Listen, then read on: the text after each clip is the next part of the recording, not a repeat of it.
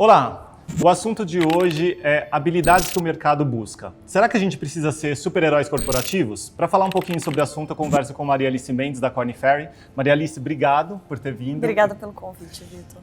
Vamos lá, então. A gente vê diversos relatórios de consultorias falando sobre competências que a pessoa precisa ter para garantir um futuro profissional. E a gente sabe que isso está cada vez mais difícil. Mas são tantas coisas que parece que a gente precisa realmente ser um super-herói. Isso realmente acontece? Na verdade, não. Eu não acho e nem acredito que seja possível ser um super-herói corporativo ou o que seja, mas é fato que existem algumas dimensões que são fundamentais para um profissional se destacar dentro do mercado de trabalho, não só hoje e também no futuro. O que eu poderia elencar em termos de características são um profissional que seja capaz de se antecipar às demandas, que seja capaz de inspirar outras pessoas, porque nada de fato se faz sozinho, alguém que seja capaz de engajar também outras pessoas, mas sobretudo criar parcerias. A gente pensa num mundo cada vez mais colaborativo, então saber trabalhar em grupo e estabelecer essas parcerias justamente porque não é possível ter tudo em só um indivíduo. Fazer um grupo te permite juntar uma série de competências e atingir o objetivo que é esperado. Legal, você falou então de antecipar, de inspirar, engajar e criar parcerias. Isso. E eu tenho aqui também algumas outras habilidades que a gente tem visto muito, principalmente para 2020, nesse novo cenário, que é a adaptabilidade, pensamento crítico, capacidade de resolver problemas complexos. Como que você junta isso com essas características que você falou? Eu acho que elas se agregam, na verdade, porque quando você pensa primeiro em adaptabilidade, a gente vive num mundo muito ambíguo e que tudo se transforma, ou seja, uma pessoa que tem uma capacidade de se adaptar indiscutivelmente pode se destacar num mundo como esse.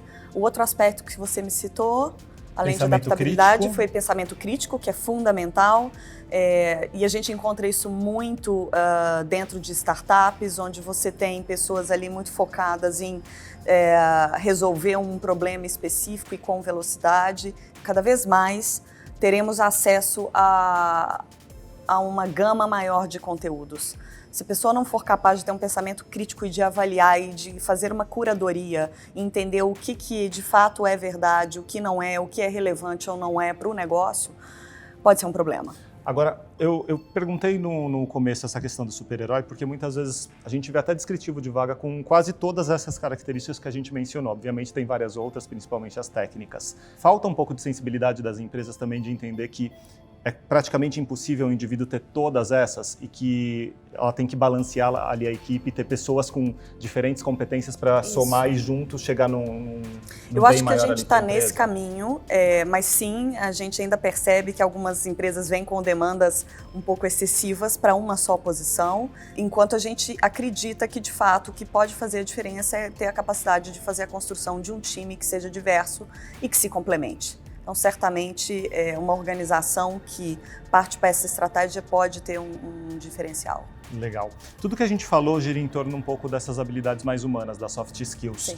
E tem uma necessidade muito grande que se discute no mercado de ter uma cabeça mais digital. Como que a gente identifica isso e como que a gente busca isso para o DNA profissional? Eu gosto muito de fazer um paralelo quando a gente fala de um executivo com uma cabeça digital, um perfil digital, com os negócios digitais. É fato que hoje é necessário que os negócios se adaptem cada vez mais e de forma contínua para garantir a relevância dentro do mercado de trabalho. Do indivíduo funciona na mesma forma. Então, quando eu penso num negócio digital, o que é necessário para ele se destacar, eu posso também fazer um paralelo junto ao indivíduo. Então, um mindset que seja ágil é fundamental, uma pessoa, de novo, que seja capaz de engajar pessoas, que esteja confortável com a ambiguidade, também uma pessoa que seja capaz de incentivar a inovação, isso é fundamental, e que seja capaz de gerar resultados. Porque no final do dia o negócio precisa de resultado, então isso também pode fazer toda a diferença, principalmente para um executivo que tenha um mindset digital. Ótimo. E a gente fala muito dessas características de buscar para a gerência, para o nível de coordenação, um analista mais sênior. As empresas têm buscado muito isso, CEOs e CIOs, todo C-level que a gente discute ou que a gente conversa, faz estudos, tem esse tipo de demanda, mas as lideranças estão preparadas para esse momento? Ótima pergunta. As lideranças também precisam se preparar. Recentemente, a gente lançou um estudo que se chama o Líder Autodisruptivo. Foi um estudo realizado com aproximadamente 150 mil pessoas ao redor do mundo, 150 mil líderes ao redor do mundo, que buscava entender quais são, de fato, as características de um líder que se destaca e que tem um alto nível de performance, que vai de encontro com as necessidades que a gente percebe no futuro.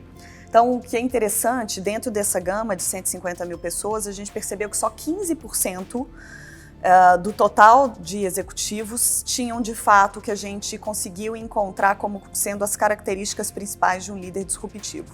E quais são essas características? O que a gente percebeu que diferenciava essas pessoas das outras? Agilidade de aprendizagem, um alto grau de inteligência emocional, de inteligência social e principalmente são pessoas que são movidas pelo propósito. Então, de fato, um líder que possui essas características tem sim a capacidade de se destacar. Voltando à pergunta inicial, você não encontra isso em toda e qualquer liderança, como eu estou te falando, dentro dessa pesquisa, 15% é um número só, baixo, né? É um número relativamente baixo. Então, de fato, existe espaço para as lideranças também olharem para si e entenderem como é que elas podem se desenvolver para acompanhar a evolução do mercado. Você falou de inteligência emocional, social e propósito. É engraçado ver a inteligência emocional voltando super forte de novo, Super. né? Principalmente para a liderança. Tem algum aspecto específico que traz isso de volta à tona, assim? O fato da gente, acho que algumas coisas, né? Já foi identificado que é necessário um ambiente que tem um alto grau de diversidade é um ambiente propício à inovação e, por conseguinte, a atingir mais resultados. E para isso, indiscutivelmente, é preciso ter inteligência emocional, quer dizer, você precisa entender que o outro é diferente de você e, portanto, você precisa saber como lidar com aquela diferença e ver valor naquela diferença. Não é simples, isso pode trazer conflitos, mas é importante que a pessoa saiba. E para esse mundo que a gente vive com todas essas demandas, certamente essa é uma característica bem relevante. Um outro aspecto também é a questão da colaboração, justamente porque não se pode encontrar em só uma pessoa todas as competências necessárias para se atingir um resultado de uma organização. Então, quanto mais colaboração em um time diverso, maior a possibilidade dessa empresa atingir os resultados, ser mais bem-sucedida de uma forma mais veloz. Legal.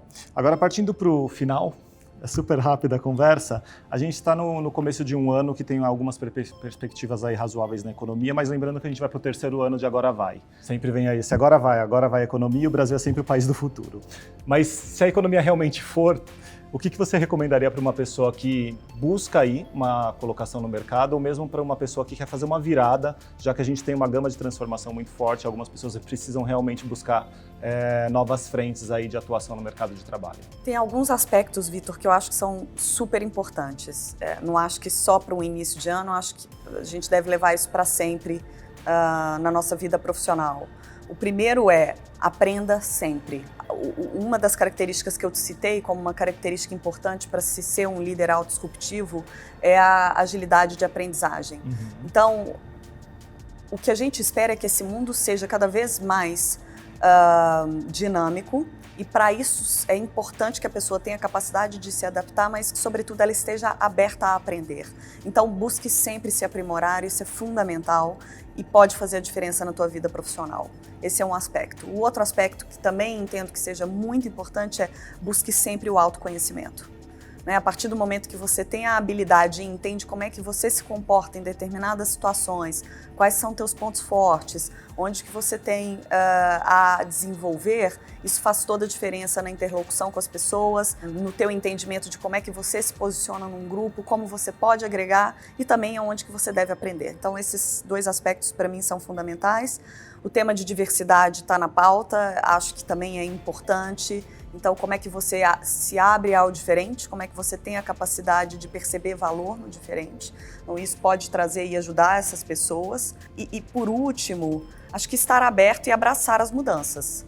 A mudança é um contínuo nas nossas vidas acho que vai ser cada vez mais. Então, não há outra saída. A gente precisa aprender a lidar com o inesperado, com a mudança, com o diferente. É engraçado que essa questão da diversidade e da abertura à mudança não é mais uma característica só para a liderança, mas para todo mundo. Porque todo mundo tem que lidar com tudo o tempo todo, né? Com certeza. Fechou então. Obrigado, Maria Alice. Obrigada foi um prazer. a você, obrigada pelo convite.